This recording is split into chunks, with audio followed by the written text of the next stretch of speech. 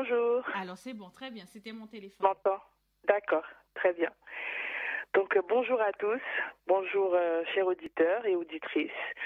Je vous salue fraternellement ce matin et j'espère que vous avez bien dormi, que vous allez bien, que vous êtes dans la paix ce matin, que vous êtes dans la joie et que vous êtes aussi dans la victoire. En ce mois de octobre, nous prions pour la victoire en toutes choses, dans chaque domaine de notre vie, parce que nous avons besoin de cette victoire. Et pour avoir cette victoire aussi, nous avons besoin de combattre afin de recevoir la parole, parce que nous avons besoin de recevoir cette parole, nous avons besoin de croire en cette parole, nous avons besoin d'accepter cette parole, afin que Dieu nous ouvre les yeux et que nous puissions voir cette victoire. Alors en ce mois de victoire, comme je vous le disais, d'octobre, nous avons besoin de reconnaître la grandeur de notre Dieu. Nous avons besoin de reconnaître la miséricorde de Jésus-Christ, son Fils, et nous avons besoin de nous soumettre à la puissance du Saint-Esprit. Et pour cela, comme le disait aussi Michael tout à l'heure, nous avons besoin d'ouvrir nos sentiments, voilà, de ne plus cacher nos émotions. Nous avons besoin de reconnaître notre état. Nous avons besoin de confesser nos péchés devant notre Dieu. Parce qu'il nous dit, prenons ce passage, il nous dit dans 1 Jean 1,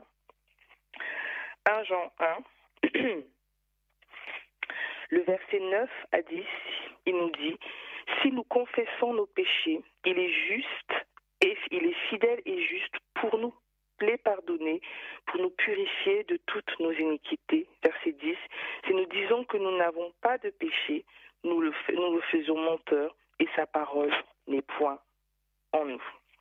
Je vais vous demander d'incliner la tête et nous allons prier notre Dieu. Nous allons invoquer la présence du Saint-Esprit. Nous allons proclamer le nom de Jésus afin que ce moment soit encore et encore en cas de présence. Prions. Notre Dieu, notre Roi, nous voulons t'adorer ce matin, nous voulons te magnifier, nous voulons te bénir parce que tu es un grand Dieu, tu es un Dieu juste, tu es un Dieu fidèle, tu es un Dieu droit, tu es un Dieu miséricordieux, riche en bonté, en fidélité, tu es un Dieu lent à la colère, tu es un Dieu qui sait tout, qui voit tout. Alors c'est pour cela que nous voulons invoquer ta présence tout au long de ce moment. Nous voulons invoquer ta présence afin que tu nous conduises, nous voulons invoquer ta présence afin que tu nous parles à travers cette merveilleuse parole, cette parole qui est là pour nous conduire. Alors Père Céleste, viens et sois là. Nous voulons réclamer aussi le Saint-Esprit. Saint-Esprit, viens, manifeste-toi, conduis-nous dans toute la vérité, instruis-nous, saisis-nous et ouvre notre esprit afin de recevoir cette merveilleuse parole et que nous puissions marcher dans la sainteté. Au nom de Jésus. Amen. Amen. Amen.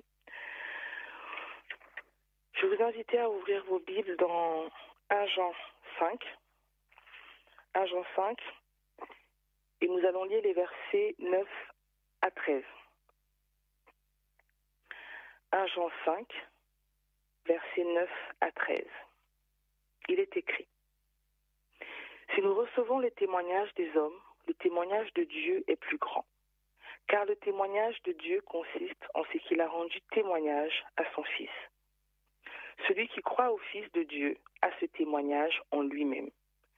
Celui qui ne croit pas Dieu le fait menteur, puisqu'il ne croit pas au témoignage que Dieu rend à son Fils. Et voici le témoignage, c'est que Dieu a donné la vie éternelle et que cette vie est dans son Fils. Celui qui a le Fils a la vie, celui qui n'a pas le Fils de Dieu n'a pas la vie. Je vous ai écrit ces choses afin que vous sachiez, que vous saviez, vous qui avez la vie éternelle, vous qui croyez au nom du Fils de Dieu. Amen. Amen. Reprenons donc au verset 9 qui nous dit ceci. Si nous recevons le témoignage des hommes, le témoignage de Dieu est plus grand, car le témoignage de Dieu consiste en ce qu'il a rendu témoignage à son Fils. Chers frères et sœurs, j'aimerais à travers ce verset nous dire ce matin que parfois nous pouvons être convaincus par ce que l'homme va nous dire. Nous sommes plus aptes en fait à accepter la parole qu'un homme va nous dire. Mais Dieu nous dit que son témoignage à lui, il est encore plus grand. Jérémie 17 nous dit que maudit donc soit l'homme qui se confie en l'homme et qui prend la chair pour son appui et qui détourne son cœur de l'Éternel. Le psaume 118 nous parle aussi de cette notion de se confier en un homme. Mieux vaut chercher le refuge en l'Éternel que de se confier à l'homme. Le psaume 40, verset 4 aussi nous parle de cela. Chers frères et sœurs, il est important pour nous que nous puissions vraiment nous confier en Dieu. Oui, l'homme peut nous dire des choses, mais rappelez-vous de Daniel. Daniel, ces rois qui voulaient se confier en lui, lui disaient, mais que tu es sage, que tu es grand. Mais Daniel, qu'est-ce qu'il faisait, Daniel? Daniel reprenait toujours ces rois en leur disant que non, ce n'est pas moi. Ce n'est pas moi qui fais ces miracles. Ce n'est pas moi qui a la possibilité de vous donner les explications de ces rêves. Mais c'est mon Dieu, le Dieu tout-puissant, le Dieu créateur des cieux et de la terre. Donc il est important vraiment pour nos frères et sœurs que nous puissions croire au témoignage que Dieu nous fait, croire en ce que Dieu nous dit. C'est pour cela que j'aimerais nous inviter dans un premier temps de prière afin de demander pardon à Dieu. Lui demander pardon d'être plus souvent apte en fait de croire ce que l'homme va nous dire, mais de douter en fait de ce que lui nous dit. Avant de prendre ce premier temps de prière, nous allons prendre nos hymnes et louanges et nous allons chanter la première strophe du numéro 244. Nous allons chanter la première strophe du numéro 244. Où cherchez-vous le bonheur? Où cherchez-vous le bonheur dans ce monde où tout passe?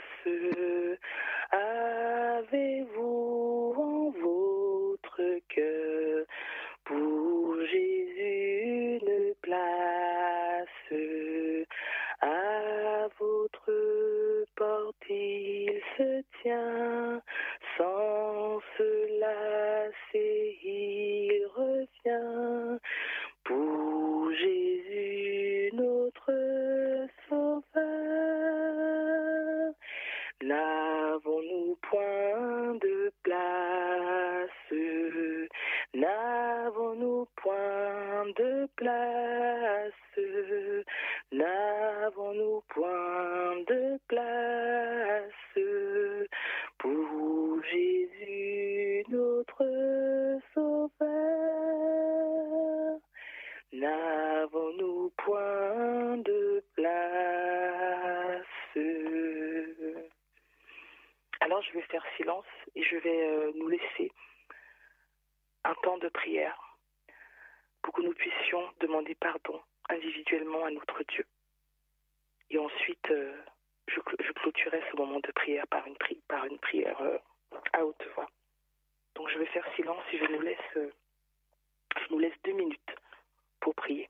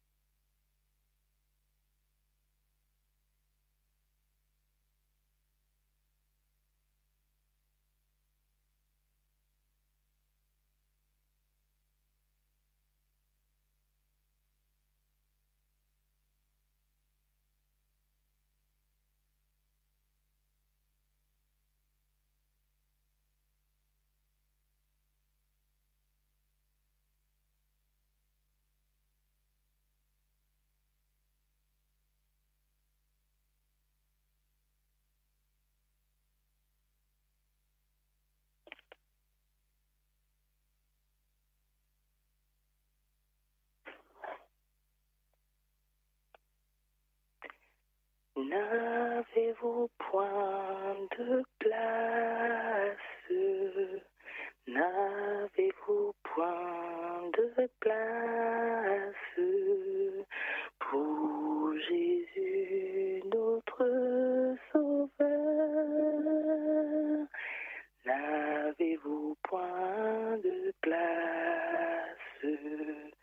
N'avez-vous point de place? N'avez-vous point de place pour Jésus notre Sauveur? N'avez-vous point de place? Tendre Père Céleste, nous voici devant ta face ce matin. Nous voici prosternés devant ton trône de miséricorde, afin de réclamer ta miséricorde sur nous. Ô Père, nous voulons te demander pardon ce matin. Toutes les fois où nous avons écouté la voix d'un homme, toutes les fois où nous avons suivi la voix d'un homme et que nous avons douté de la tienne, nous voulons te demander pardon. Parce que tu as dit dans ta parole que toute écriture est inspirée de toi et qu'elle est utile pour nous enseigner, pour nous convaincre, pour nous corriger, pour nous instruire dans ta justice, notre Dieu, afin que, Père, nous soyons accomplis et propres à toute bonne œuvre. Alors, Père, nous te demandons pardon ce matin. Veuille nous laver ce matin, veuille nous purifier par le sang de ton Fils Jésus-Christ, afin que nous puissions ouvrir notre esprit à ta voix, à ta parole qui est merveilleuse. Nous voulons, Père, ce matin, que tu puisses nous saisir, que tu puisses briser notre désobéissance, briser, Seigneur, notre dureté, afin que nous puissions entendre ta voix, ta douce voix, et que nous puissions y croire, afin que nous puissions voir des merveilles dans notre vie. Ô Père, reçois la gloire et la louange qui t'est due ce matin, au nom de Jésus. Amen. Amen. Poursuivons la lecture, donc dans 1 Jean 5. Le verset 10 nous dit « Celui qui croit au Fils de Dieu a ce témoignage en lui-même. Celui qui ne croit pas Dieu le fait menteur, puisqu'il ne croit pas au témoignage que Dieu a rendu à son Fils. » Amen. Ici, nous avons la notion de doute et d'incrédulité. Parce que parfois, le Seigneur va nous donner une parole, en fait, et nous n'allons pas la croire. Nous allons douter. Est-ce qu'il a réellement dit cela? Adam et Ève se sont posé la question. Et on a vu ce qui s'est passé. Le Seigneur nous donne souvent des paroles. Certainement que le Seigneur t'a donné une parole dans la situation que tu vis en ce moment. Mais tu as douté. Tu as dit, ah, peut-être que, ou je vais aller voir autre, ou je vais aller peut-être explorer d'autres choses. On a déclaré que tu étais malade. Quelle est la parole que le Seigneur t'a donnée? Dans le psaume 103, au verset 3, il nous dit que c'est lui qui pardonne et c'est lui qui guérit. On t'a déclaré stérile. Qu'est-ce que le Seigneur a dit dans sa parole? Exode 23, verset 26, il dit qu'il n'y aura pas de stérile en Israël. Tu manques de paix, tu manques tu es découragé. Qu'est-ce que le Seigneur a dit dans la parole? Jean 10, au verset 10, nous dit que il veut nous donner la vie. Il nous donne la vie en abondance. Mais nous avons douté. Il y a une situation qui s'est présentée et nous avons douté. Et le Seigneur nous dit ce matin qu'il ne faut pas douter. Il nous a dit, je serai avec toi jusqu'à la fin. Il a dit, crois et tu verras. Et nous, parfois, nous avons du mal à croire. Et parfois, en fait, notre manque de foi, nos doutes sont souvent, d'ailleurs, j'ai envie de te dire, sont souvent obstacles, en fait, à la réalisation de la parole de Dieu. Lisons Marc 9, les versets 22 au verset 23. Marc 9, verset 22 au verset 24. Je vous laisse trouver.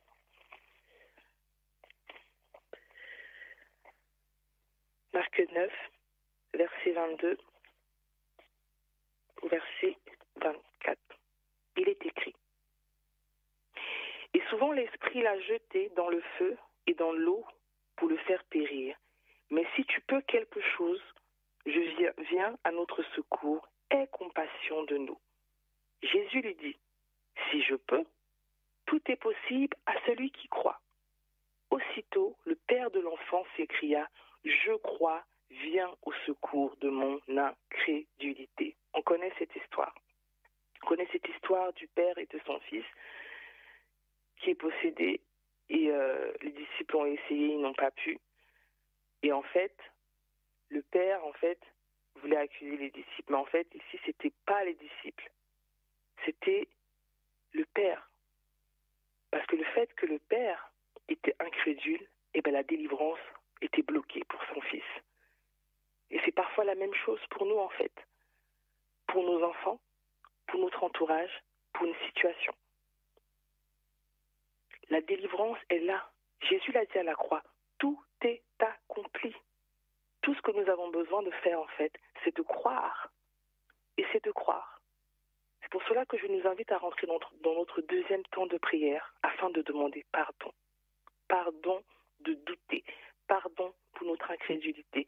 Pardon pour cette parole, en fait, que nous ne voulons pas souvent écouter. Parce que la parole, 1 Jean, je vais relire 1 Jean 5. 1 Jean 5, verset 10 nous dit: Celui qui croit au Fils de Dieu a ce témoignage en lui-même. Celui qui ne croit pas le fait menteur puisqu'il ne croit pas au témoignage que Dieu a rendu au Fils. Alors j'aimerais nous poser la question ce matin: quel est ce témoignage? Quel est ce témoignage que Dieu a fait à son Fils? Jean 3, verset 16 nous dit: Dieu a tant aimé le monde qu'il a envoyé son Fils, afin que quiconque croit en lui ne périsse point. Dans le ne périsse point, j'aimerais qu'on mette tout dedans. Ne manque pas d'argent, ne manque pas de paix, ne manque pas d'amour, ne manque pas de guérison, de délivrance. Quelle que soit ta situation, j'aimerais que tu mettes ne périsse point dedans. Parce que c'est la parole qui le dit. C'est pas moi qui le dis. La parole dit que afin que quiconque croit, dans le quiconque, tu es dedans, je suis dedans, le monde entier est dedans. Celui qui croit à la vie. Alors j'aimerais te demander, on va prier, nous allons prier pour demander vraiment pardon. Pardon de douter de cette parole en fait qui est une délivrance pour toi, pour moi, pour quiconque croit, pour quiconque qui écoute, qui entend. Avant de rentrer dans ce moment de prière, nous allons chanter la deuxième strophe du 244. S'il a souffert, c'est pour nous, ô merveilleuse grâce, lorsqu'il luttait à genoux, Dieu lui voilant sa face, à de la sublime croix, n'entendez-vous pas la voix qui vous dit, pauvre pécheur, n'as-tu donc point de place? N'avez-vous point de place? N'avez-vous point de place? Ah, pour l'homme de douleur, n'avez-vous point de place? Nous allons prier individuellement encore. Nous allons nous laisser 2 à 3 minutes pour répandre notre âme devant le trône de miséricorde, afin de demander pardon à notre Dieu, de douter de sa parole, demander pardon pour nos notre incrédulité, notre manque de foi envers, en fait, ce qu'il a déjà fait. Prions.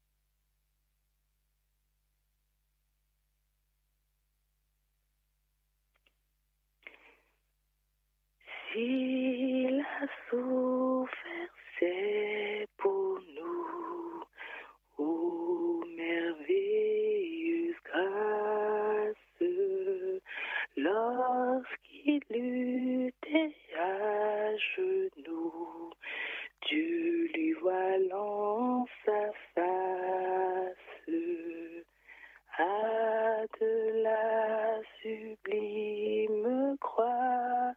N'entendez-vous pas la voix qui vous dit, pauvre pécheur, n'as-tu donc point de place? N'avez-vous point de place? N'avez-vous point de place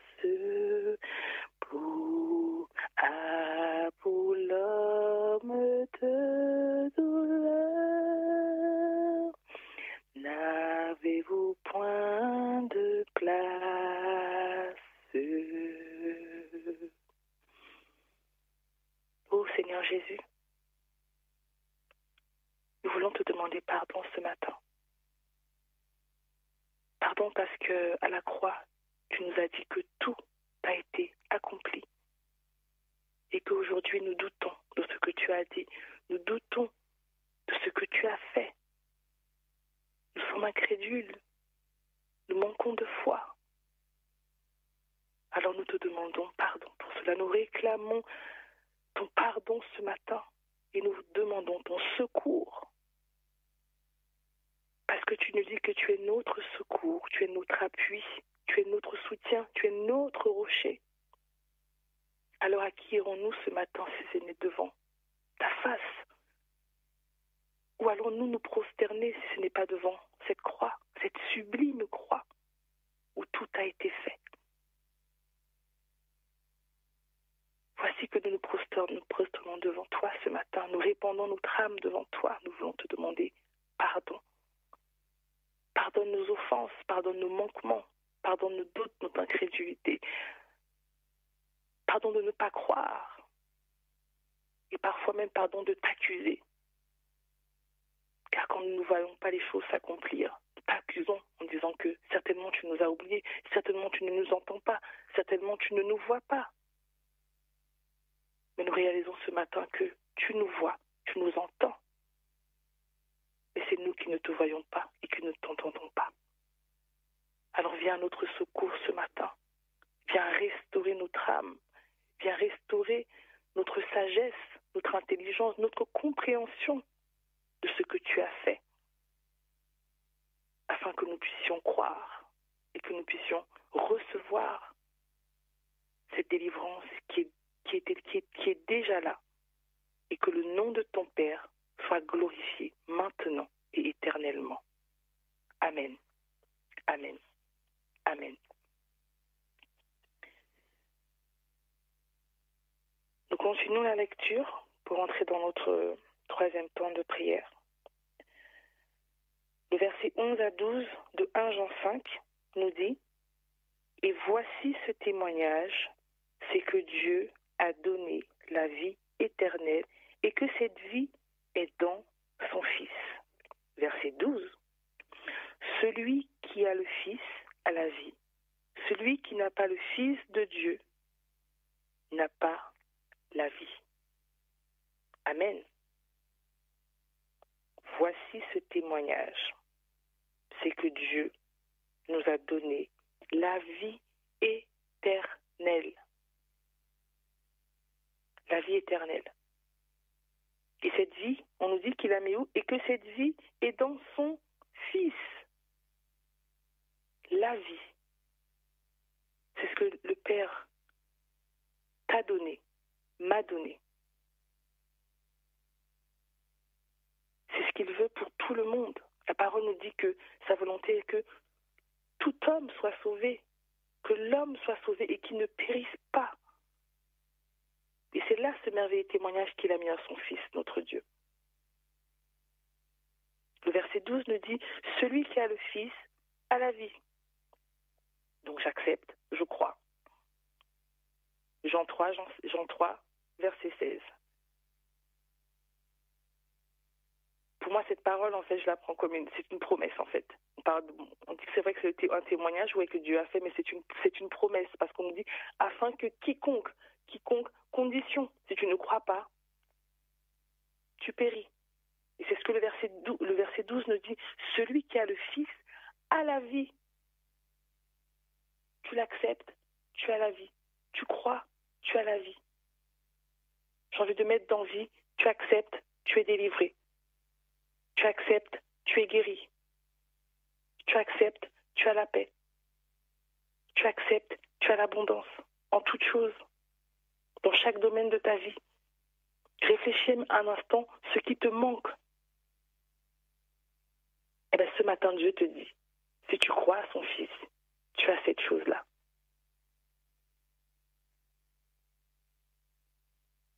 Amen.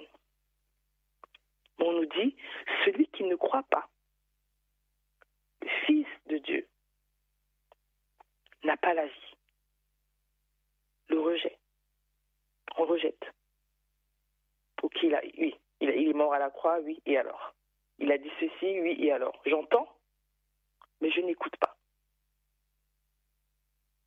Parce qu'il y a une différence entre entendre et écouter. Parce qu'on va souvent dans l'Ancien Testament, quand Dieu dit écoute, ça veut dire qu'il faut se mettre, il faut agir. Parce que parfois, en fait, même on va parler à nos enfants. Oui, maman, j'ai entendu. J'ai entendu, mais il est toujours, on voit quand il dit j'ai entendu, il ne bouge pas. Et nous, souvent, qu'est-ce qu'on dit? Est-ce que tu as écouté ce que je t'ai dit? Et là, l'enfant te regarde et il se met en action. J'entends et j'écoute. Ce matin, je déclare qu'on écoute. On écoute la parole de Dieu. On reçoit la parole de Dieu. Et on est délivré au nom de Jésus. Amen. Amen. Donc le rejet. Celui qui n'a pas le Fils de Dieu n'a pas la vie. Je vous invite à ouvrir le livre de Jean 6 et nous allons lire les versets 59 au verset 66. Jean 6, verset 59 au verset 66. Je vous laisse chercher. Jean 6, le verset 59 au verset 66. Il est écrit. Jésus dit ces choses dans la synagogue, enseignant à Capernaum.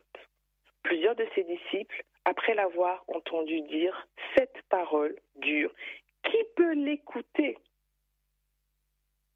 Jésus, sachant en lui-même que ses disciples murmurèrent à ce sujet, leur dit, cela vous scandalise-t-il? Si vous voyez le Fils de l'homme monter où il était auparavant, c'est l'esprit qui vivifie, la chair ne sert à rien. Les paroles que je vous ai dites sont esprit et vie. Mais il y en a parmi vous quelques-uns qui ne croient point, car Jésus savait dès le commencement qui étaient ceux qui ne croyaient point et qui était celui qui le livrerait. Et il ajouta, c'est pourquoi je vous ai dit que nul ne peut venir à moi si cela ne lui a pas été donné par le Père. Dès ce moment, plusieurs de ses disciples se retirèrent et n'allèrent plus avec lui. Amen. Le verset 60. Plusieurs de ses disciples, après l'avoir entendu dire cette parole est dure. Qui peut l'entendre? Et quelle était cette parole? Quelle était cette parole? Verset 54. Celui qui mange ma chair et qui boit mon sang a la vie éternelle et je le ressusciterai au dernier jour. Car ma chair est vraiment une nourriture et mon sang est vraiment un breuvage. La vie éternelle. Le fait de croire, c'était trop dur en fait. C'était trop dur, on ne pouvait pas entendre cette parole. Comment ça je vais croire en Jésus? Comment ça il a dit que tout est accompli? Comment ça il faut manger son corps et boire son sang? C'est quoi cette chose? Le rejet. Le rejet. Et Jésus disait à Marie sur le chemin pour aller ressusciter Lazare, crois seulement. Crois seulement. Crois seulement que je suis capable. Quelle situation peut me dépasser? Tu n'as pas d'appartement? Qu'est-ce qui a créé tout ce qui a créé le monde? Tu n'as pas d'argent? L'or et l'argent est à moi. Tu manques de paix? J'ai vaincu le monde, je te donne ma paix. Quoi d'autre? Tellement de choses dans la parole. Tu n'arrives pas à avoir d'enfant? Qu'est-ce que Dieu a dit dans Genèse? Il est béni, il est dit soyez quoi? Féconds, un ordre, impératif. Soyez féconds, soyez. Donc c'est un dû pour nous en fait.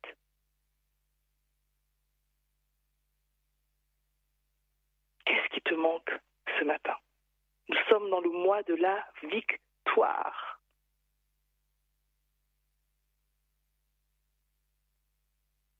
Qu'est-ce qui te manque? Qu'est-ce que tu n'as pas? Dieu te dit ce matin, celui qui a le Fils a la vie. Parce que j'ai envie de déclarer pour nous ce matin que la partie de celui qui n'a pas le Fils, n'a pas la vie, n'est pas notre part. Elle n'est pas notre part. Rentrons dans nos troisième temps de prière afin de demander encore pardon. Oui, demandons pardon. La repentance est une bonne chose. La repentance libère notre âme. La repentance nous rend plus légers en fait. Nous ne sommes plus dans la culpabilité. Parce que si nous croyons qu'il est capable, comme on l'a lu tout à l'heure au début dans 1 Jean 1, verset 9, que si nous confessons, nous savons qu'il est juste et droit pour nous pardonner et pour nous purifier de toute iniquité. Alors je t'invite à te prosterner et à prier ce matin, à demander pardon toutes les fois où tu n'as pas cru, toutes les fois où tu as rejeté, toutes les fois où il t'a dit une parole, qu'il a déclaré une parole sur ta situation et que tu as dit non, moi j'ai envie d'aller voir autre chose, j'ai envie d'essayer autre chose. Parce que ça là, ce qu'il m'a dit là, non mais c'est trop dur. C'est trop dur.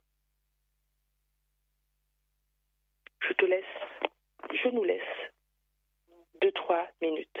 2-3 minutes afin de demander pardon pour le rejet. Prions.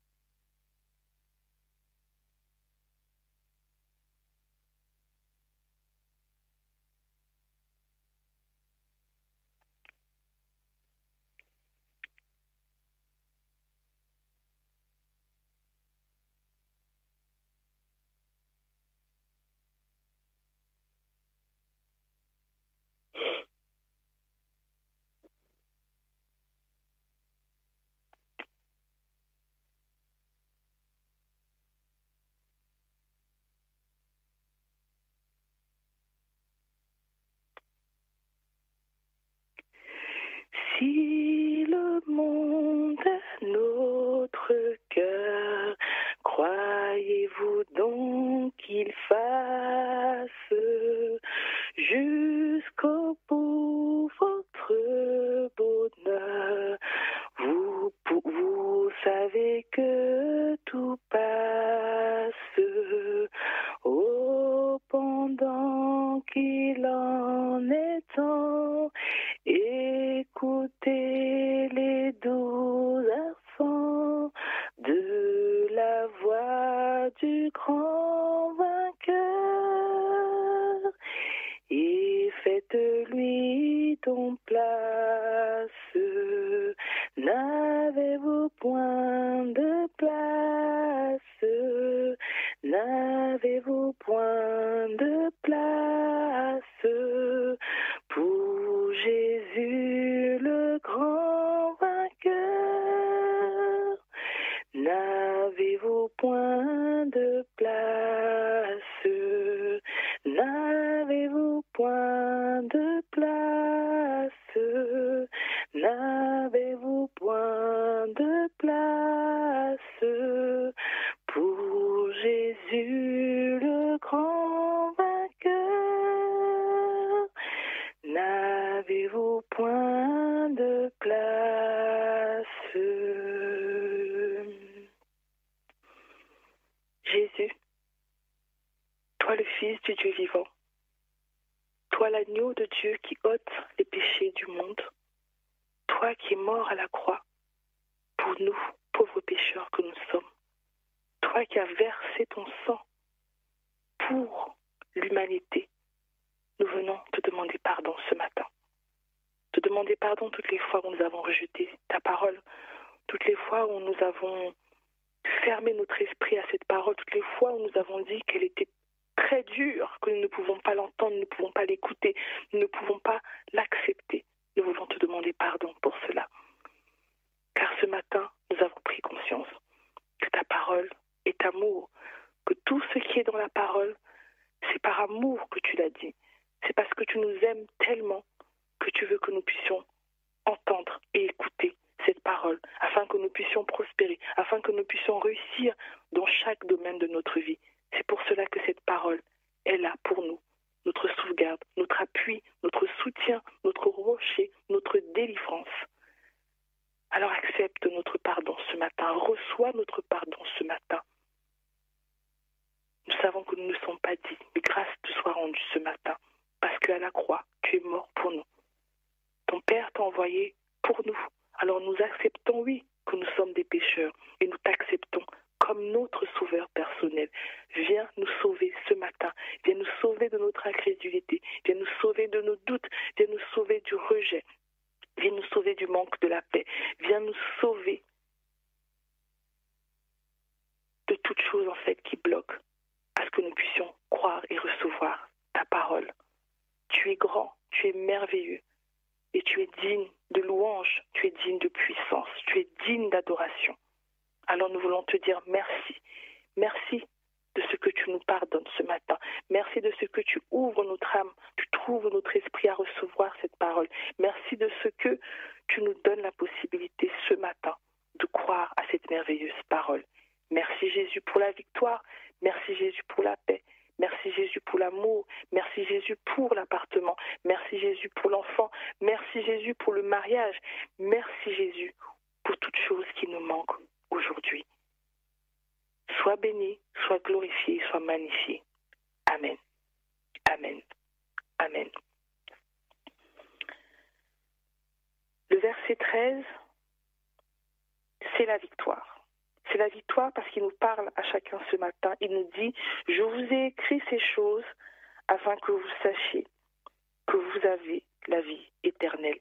Déclare ce matin avec moi, j'ai la vie éternelle. J'ai la vie éternelle.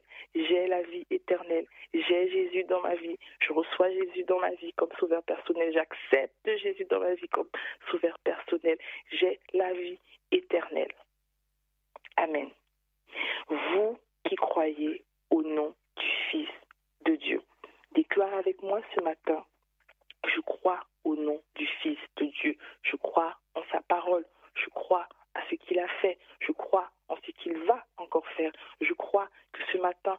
il me donne la victoire. Déclare-le avec moi. Je crois au nom du Fils de Dieu. Je crois qu'il me donne la victoire en ce matin. Amen, amen, amen, amen. Chantons ce dernier chant dans nos hymnes et louanges, le 260. Le 260 pour clôturer ce moment de repentance. 260. Voici Jésus notre Sauveur.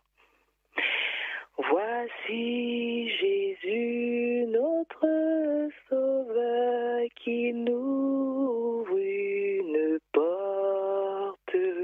Suis-moi, dit-il à tout pécheur, de sa voix tendre et forte.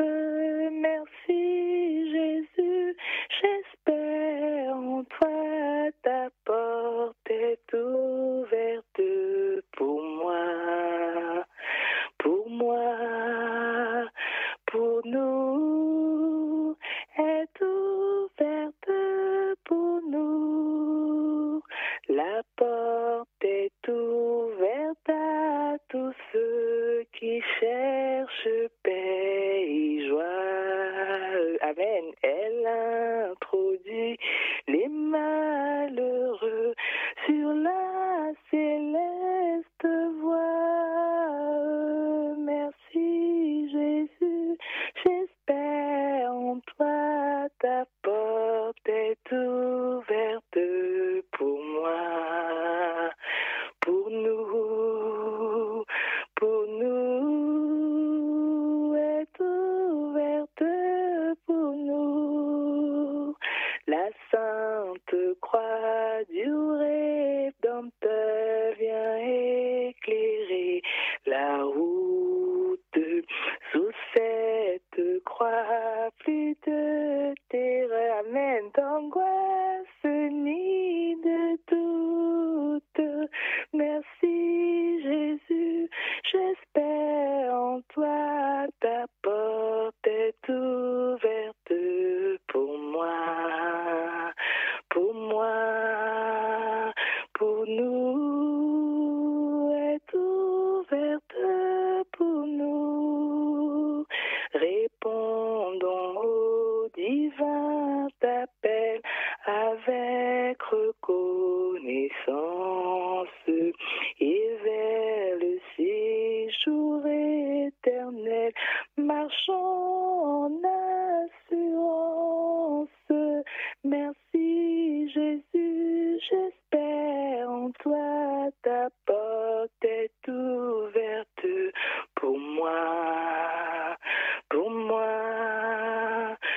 nous, est ouverte pour nous. Amen, amen. La strophe 4 de 3 nous dit: la sainte croix du Rédempteur vient éclairer la route. Sous cette croix, plus de terreur, d'angoisse, ni de doute. Amen, amen, amen. Je vous souhaite une bonne matinée et une bonne écoute pour la suite du programme. Demeurez bénis et je vous aime. Amen, amen, amen.